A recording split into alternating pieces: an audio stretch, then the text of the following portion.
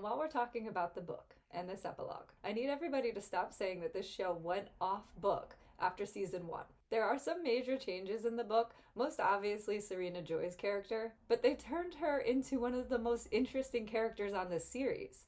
She's one of the most loved to hate characters on television. But for the most part, the show only expands upon the book, and they've used lines from the book through all 6 seasons. And the epilogue states that Offred's recordings were in fragments, and they were unsure of the intended order. The show feels like the full, true version of Offred's story before it gets fragmented and jumbled in 200 years' time.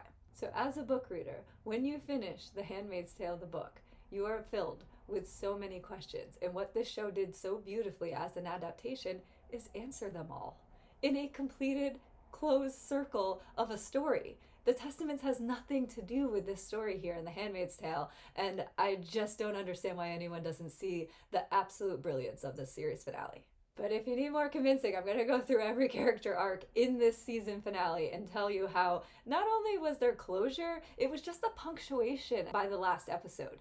The closure has come, like Moira specifically, her closure came through the whole season. She doesn't need another act or another scene to bring closure to her character. She just needs to relish in what she's just done.